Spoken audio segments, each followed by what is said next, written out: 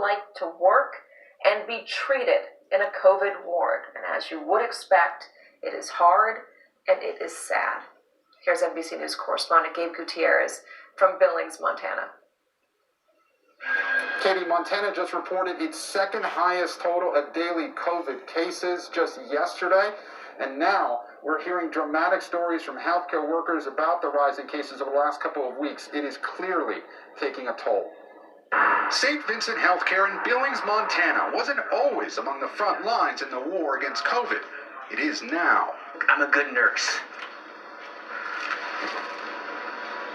And the nurses that I work with are good nurses, but we are broken.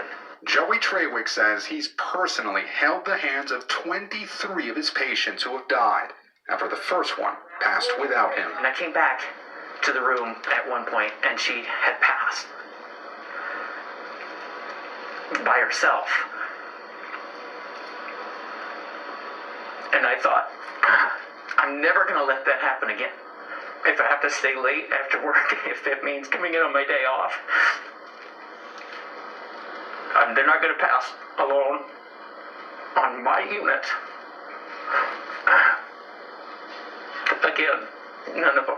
The hospital granted us access with the permission of patients' families to show the devastating impact of the virus. Billings is a city of more than 100,000 people, but this facility takes in critical patients from across the state.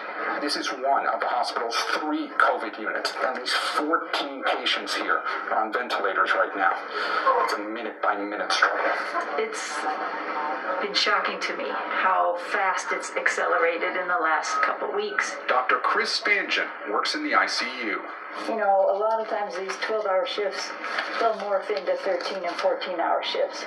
There's just too much to do, and we just can't get it all done. How close are you to being at capacity right now? We're close. We're very close.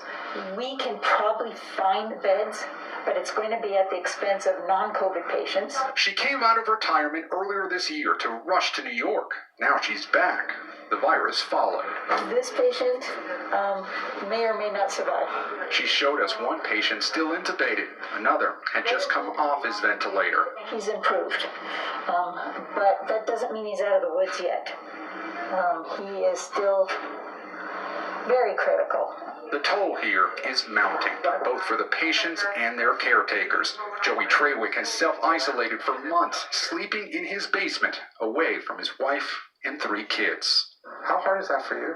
It's a huge impact. This is why he does it. Late today, he visited one of his patients now in recovery, out of isolation. He gets to get off of the COVID unit onto a different floor where he can have a visitor, perhaps. It's like we won. And Katie, some of what I saw inside this hospital reminded me of the early days of this pandemic in New York, and many of the healthcare workers that we have spoken with this week say they are frustrated that more people around the country have not been wearing masks. They think at least some of this possibly could have been prevented. Katie?